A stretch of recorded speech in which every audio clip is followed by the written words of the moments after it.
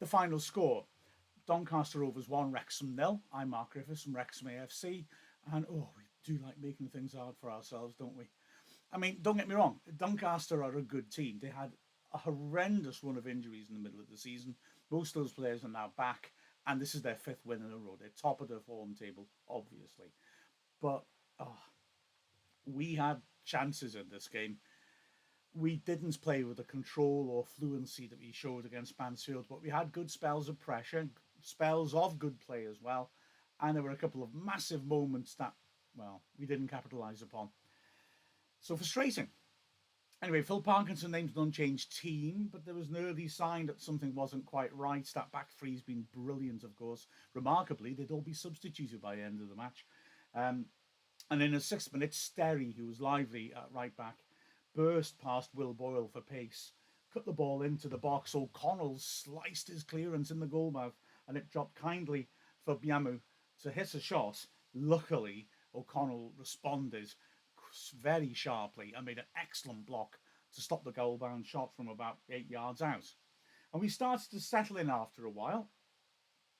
We had a really good spell of pressure just after the 10-minute mark, which ended with O'Connell picking the ball up, feeding in a shot which was blocked and span to Mullin on the edge of the box.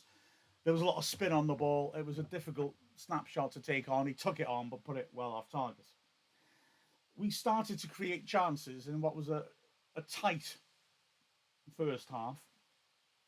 Two free kicks from Elliot Lee, both from pretty much the same spot on the pitch on the right hand side, about 40 yards out, created chances. Firstly, he stood it up to the far post. Boyle won a good header. Palmer jumping in the crowd in the goalmouth, couldn't properly control his header and put it wide of the right post. And then Lee putting another ball into the box, which was half cleared. Mullin kept it alive. A neat little flick on the edge of the box by McLean. And Lee, who'd followed up his free kick into the box, had a shot from 20 yards, but mishit it and put it well off target. So not much really threatening the goal, apart from that shot by Biamu and Palmer's headed chance. The end of the half, though, Doncaster started to make some better opportunities. A really good surge by the centre-back, Olowu, just breaking the lines, feeding it wide to Molyneux, who was brilliant on the right, and he did what he did all game, cutting inside onto his left foot and sending in a fabulous ball into the goalmouth. Biamu stretching in front of goal about 5 yards out. It was just too far in front of him, and he couldn't control it. In fact, ironically, as he couldn't control his touch, if anything, he sort of helped it on its way behind for the goal kick. But if he'd been a half a stride further forwards, he'd have scored. And almost instantly from that, a strange incident where Biggins, about 25 yards out, not a crossing position, hit a ball towards goal, which I think is meant to be a cross rather than a shot, but with a decent amount of pace. Olowu was up there from a set piece and tried to head it on. And Concord did really well to come out and sort of punch it off the top of Olowu's head and send the ball to safety. We had a good moment as well just before the half ended. A scramble in the box, which ended in Cannon driving in a powerful shot, which was blocked. But in the 45th minute, we fell to a sucker punch. It was a good goal, I've got to say. But it was frustrating because you just think, okay, this game doesn't look like it's got goals in it, and we can up it in the second half, and then suddenly we're behind. A good spell of pressure by Doncaster. The ball knocked in the box. Cleworth cleared it. Perfectly reasonable clearance. Maxwell picked her up on the left-hand side and ripped in a glorious cross at the far post where the midfielder Bailey got the jump on Boyle, got above him, and headed it perfectly in from 6 yards out. Unstoppable header for Okonkwo. Nicely conceived, but Wrexham frustrated not to defend the cross, I'm sure. At half-time, Phil Parkinson wasn't going to hang around. He made a change. Ryan Barnett's coming on for Luke Bolton. More of that later. And Wrexham started on the front foot. O'Connell having a decent sight of goal from 25 yards, but driving a shot well over. The opening stages were pretty end-to-end, really, as both sides carved out half chances, and Doncaster, 3 minutes into the half, could have fluked a goal. It was a great ball by Sterry to find Bingham in the right channel, and he hit the goal line, mishit his cross, it floated over Okonkwo, landed on top of the bar, and bounced away to safety. It was a massive moment for us just after the hour. Again, it's a free kick. Doncaster didn't deal that well with our set pieces.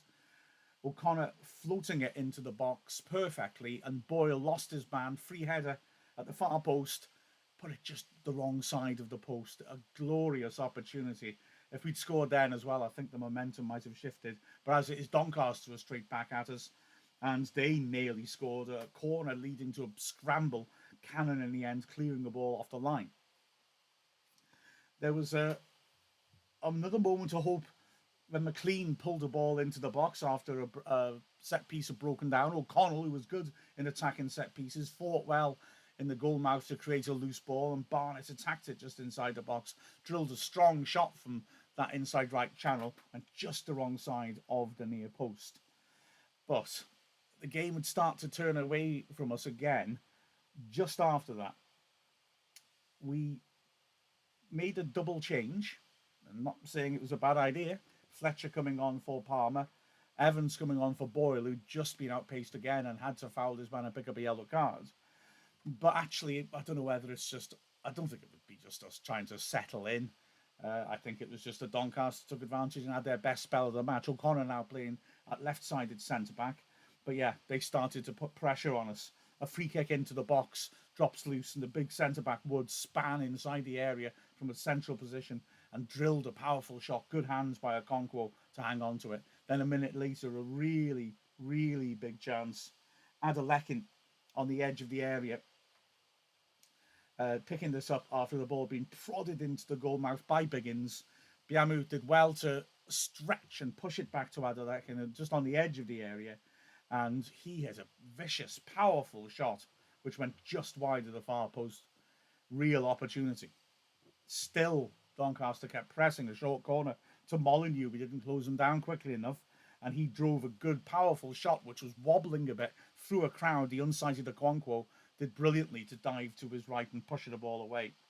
And then another opportunity, again, Molyneux, such a threat, playing a great ball into the far post. And luckily for Wrexham, Adelekhin just couldn't quite reach it. However, we would have the better of the latter stages. And in the 77th minute came that moment. Oh boy. Corner on right hand side. We play it in. It sticks around the near post. O'Connell back to goal. Hits a perfect back heel. Beats the keeper. Mullin taps it into the net and runs off in celebration. But Mullin is offside. I said in the hot take yesterday, I'll have a good look at this. I have had a good look at this. And he is offside. But much as I wanted to find that he wasn't, he was. Now, the other question is less clear. Would O'Connell's back heel have gone in? It had beaten all the Doncaster players, so there was nothing they could do about it. There's a wonderful angle right behind it. The ball just comes in a straight line straight to the camera. And would it have gone in? I still can't tell. It's going to hit the inside of the post. That's the best I can give you. So did Mullin need to touch it? I don't know. I think, to be fair to Mullin, you know, you're standing in the goal mouth, the ball's come flashing across you. You don't stand and leave it and see what happens. He has to take the shot, I think, or the tap in. But yeah, I feel it's a bit 50-50 whether the shot would have hit the post and gone in or hit the shot and come out. It wasn't going very, very... Oh, no, I'm going to step back now. I was going to say it wasn't going all that fast, so maybe Mullin would have had a chance to knock it in off the post, but he was offside, wasn't he? So it makes no difference. But that was a big moment. Wrexham struggled to get sort of passing game going, but in the 84th minute, we brought on Sam Dolby for O'Connell. We switched to the back four, and more than I've ever seen us, I think, when we've done that, we were really loading in the diagonals. Got the feeling their defence might have cracked if we put enough pressure on them. And so both Fletcher and Dolby were targets for the diagonals. Dolby as well was flitting around and finding bits of space, and Dolby looked lively. And we started to look threatening, and we did have moments of danger, including one massive one in what was left. Firstly, it was a long ball from Barnett, stood up to the edge of the area. Fletcher knocked it down nicely. Dolby attacked it with the centre-back and created a loose ball, and Lee drove in a shot from 10 yards, which was well blocked. Then Cleworth standing the ball into the box again, another diagonal. Palmer flicking it on really... Dolby flicking it on really well, but nobody was able to reach it in the goal mouth. Cleworth then, in the last minute, well, the second minute of added time, actually, beg your pardon, drove a terrific 30-yarder. Doncaster were defending so deep that he could carry it a long way, and it was just asking to be hit.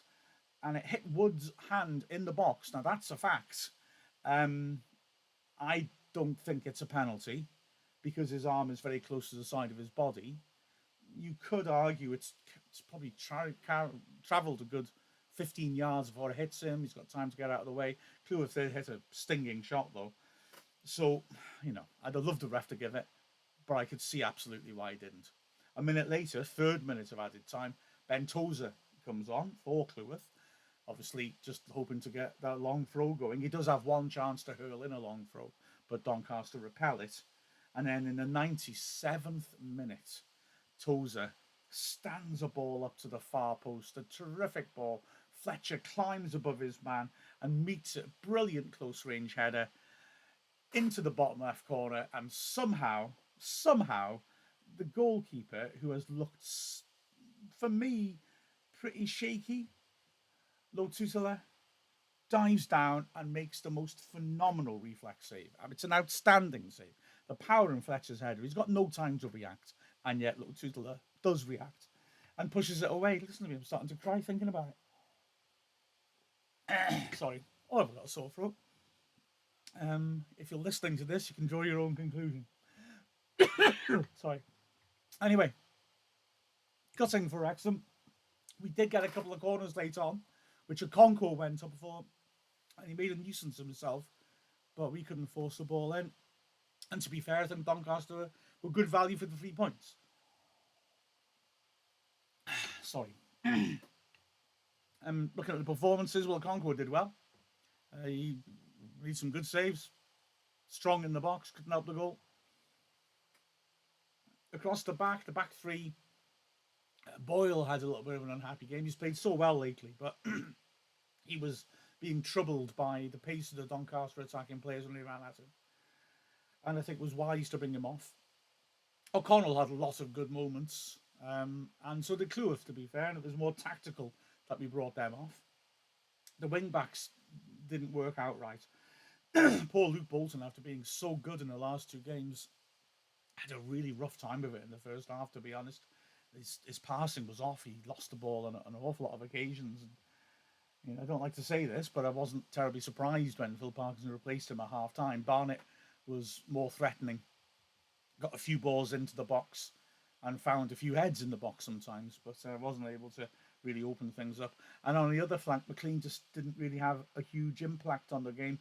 It's sort of illustrated why it's nice having McLean in the middle of midfield. I accept that midfield 3 has earned the right to be playing. But yeah, McLean didn't influence the game on the flank really. And if there is a way to put him into the middle, I'd be tempted to. As for that midfield trio, well, again, Lee worked hard but wasn't able to make things happen in the opposing defensive third. Cannon was one of our best players, if I'm honest. He battled terrifically well. In the first half, there were periods where he was the only one getting to any second balls. And O'Connor, again, was tidy enough, broke things up in front of the defence. While up front, it was like we've had quite a lot of these in the first half of the season. Games where you feel that Mullin looks really sharp in an away game, but we're not giving him enough to work with. And this was the same again.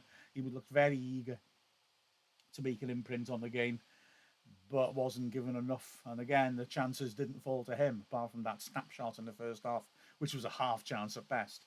Palmer wasn't as influential as he has been in the last couple of games either. He didn't really win the battle against a massive centre-back Wood. As for the subs, well, I say Barnett did all right. Evans looked tidy when he came on again, had a few more minutes. Fletcher and Dalby both caused problems in the air, but it just wasn't to be. And Wrexham, really frustratingly, failed to capitalise on the slip-ups by just about everyone else around us. So, 5 games left. Game on. Whew, stressful, isn't it? In the final score of Doncaster Rovers 1, Wrexham 0, I'm Mark Griffiths from Wrexham AFC. And I think I might be off to get a drink of water.